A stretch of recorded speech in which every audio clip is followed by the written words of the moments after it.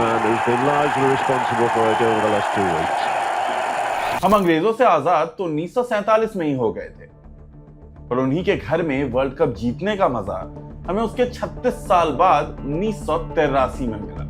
इसके बाद तो बीसीसीआई ने पीछे मुड़ के ही नहीं देखा और अब तो वर्ल्ड क्रिकेट में बीसीसीआई का ही बोलबाला है। पर ये तो अब हुआ है ना, एक समय था जब हमें अपने मैचेस टीवी पे दिखाने के पैसे देने पड़ते थे। दूसरी टीम इंडिया आके खेले इसके लिए हमें आईसीसी और उस टीम को पैसे देने पड़ते थे। और तो और जब हमने 1983 में वर्ल्ड कप जीता तो बीसीसीआई के पास प्लेयर्स को अवार्ड देने तक के पैसे नहीं थे, जिसके लिए लता मंगेशकर ने एक कॉन्सर्ट किया जिससे 20 लाख रुपए जमा हुए, तो फिर इससे पूरी टीम को अवार्ड दिए गए।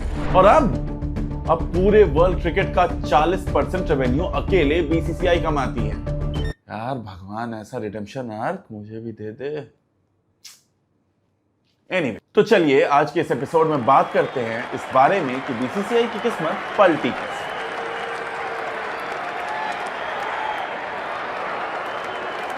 इंडिया ने अपनी पहली टेस्ट सीरीज 1932 में इंग्लैंड के खिलाफ खेली थी। तब आईसीसी इंपीरियल क्रिकेट काउंसिल हुआ करती थी और इसके सिर्फ 3 मेंबर थे, इंग्लैंड, ऑस्ट्रेलिया और साउथ अफ्रीका। और आईसीसी का नाम इंटरनेशनल क्रिकेट काउंसिल 1987 में जाके हुआ। लगभग 90 सालों का डोमिनेंस। तो सवाल है कि इसमें इंडिया नंबर 1 पे कैसे पहुंची। ये शुरू हुआ 1983 के वर्ल्ड कप फाइनल में। बीसीसीआई के देन प्रेसिडेंट एनकेपी साल्वे को फाइनल की 2 टिकट्स चाहिए थी, पर उनकी request Test and County Cricket Club ने रिजेक्ट कर दी और ये बात साल्वे को चुभ गई। और फिर शुरू हुई इंसाफ की लड़ाई। एनकेपी साल्वे ने पाकिस्तान क्रिकेट बोर्ड के प्रेसिडेंट नूर खान के साथ 1987 वर्ल्ड कप के होस्टिंग राइट्स सब कॉन्टिनेंट में लाने का प्लान बनाया। प्लान सक्सेसफुल भी हुआ और इस वर्ल्ड कप का नाम पड़ा रिलायंस वर्ल्ड कप। वो कैसे, सब बताऊंगा, बस बने रहिए। तो होस्टिंग राइट्स के लिए 1984 में फाइनली वोटिंग हुई और इंडिया पाकिस्तान 4 वोट से जीत गई। अब ये होस्टिंग राइट्स तो जीत गए, पर इनके फाइनेंसेस को बहुत बड़ा झटका लगा। जहां इंग्लैंड पार्टिसिपेटिंग कंट्रीज को 20,000 पाउंड देता था, वहीं बीसीसीआई और पीसीबी ने होस्टिंग राइट्स जीतने के लिए 40,000 पाउंड देने का वादा कर दिया था और तब बीसीसीआई लॉस में चल रही थी। कॉन्टेक्स्ट के लिए बता दें कि कपिल देव की पर मैच फीस तब सिर्फ 1500 रुपए थी और डेली अलाउंस सिर्फ 200। यहां तक कि प्रैक्टिस बॉल्स के लिए बीसीसीआई के पास पैसे नहीं होते थे। यकीन नहीं हो रहा तो ये सुन लीजिए। BCCI at that time could not afford those many balls. हमारे पास बॉल्स नहीं थे, हमारे लिमिटेड बॉल्स होती थी, क्योंकि भाई बोर्ड नहीं अफोर्ड कर पाता यार, क्या करोगे। I mean it's not their fault, I mean पैसा ही नहीं है तो मैं क्या करूं। तो अब दुविधा थी कि होस्टिंग राइट्स के लिए पैसे कहां से आएंगे।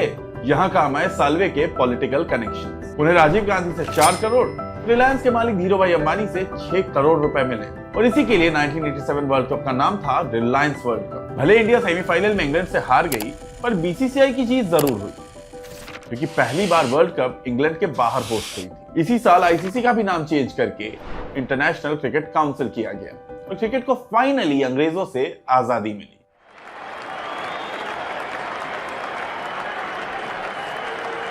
अब 80s में क्रिकेट इंडियन सब कॉन्टिनेंट तक पहुंच तो गई, पर बीसीसीआई का बटुआ अभी तक खाली था। बीसीसीआई जो थोड़े बहुत पैसे बना रही थी वो टिकट सेल्स और ऑन ग्राउंड एड से ही आ रहे थे।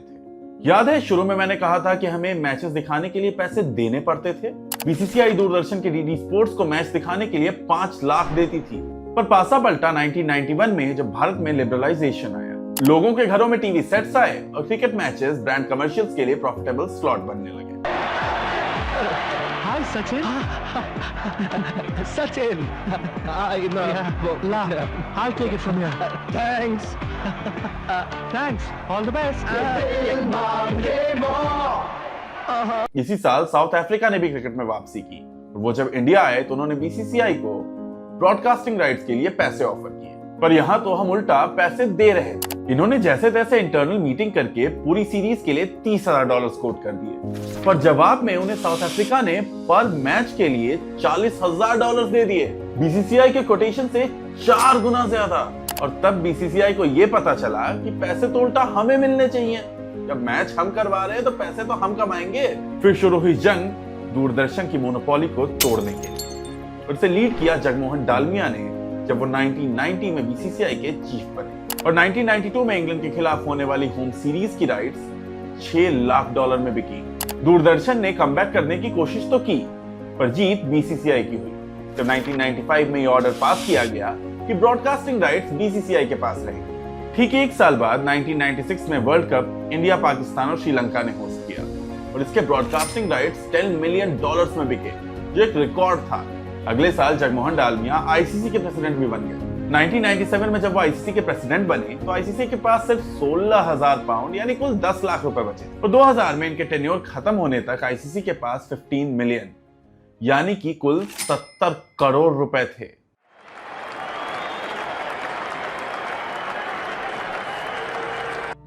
पर 2008 में जब आईपीएल आया तो उसने तो बीसीसीआई को बादशाह ही बना दिया। इंडिया 2007 में टी20 वर्ल्ड कप चैंपियन बन चुका था, पर अब भी टेस्ट और वनडे डोमिनेंट फॉर्मेट्स थे और प्रॉब्लम थी घटती व्यूअरशिप और इस प्रॉब्लम ने जन्म दिया क्रिकेट के सबसे बड़े त्योहार आईपीएल को। अब हाल ऐसा है कि बीसीसीआई ने 2022 आईपीएल की ब्रॉडकास्टिंग राइट्स डिज्नी और वेलकम 18 को $6.2 बिलियन में बेची। इतना ही नहीं, विमेंस प्रीमियर लीग ने भी पहले सीजन में $700 मिलियन का बिजनेस किया था। जहां बीसीसीआई को मैच दिखाने के पैसे देने पड़ते थे, वहीं यहां आज ब्रांड्स और स्पॉन्सर्स की लाइन लगी रहती है। कॉन्टेक्स्ट के लिए बता दें, एक आईपीएल मैच में 10 सेकंड की एड 19 लाख रुपए में बिकती है और वो इंडिया साउथ अफ्रीका का टी20 वर्ल्ड कप का फाइनल तो आपको याद ही होगा। उसने व्यूअरशिप और एड्स दोनों के मामले में रिकॉर्ड तोड़ दिए। पूरे टूर्नामेंट में डिज्नी प्लस हॉटस्टार ने 200 एड्स होस्ट किए और जब इंडिया के मैच होते थे तो एड वॉल्यूम 90% से बढ़ जाती थी। और यही है इंडिया का बोलबाला, जहां इंडिया वहां व्यूअर्स और जहां व्यूअर्स वहां पैसा।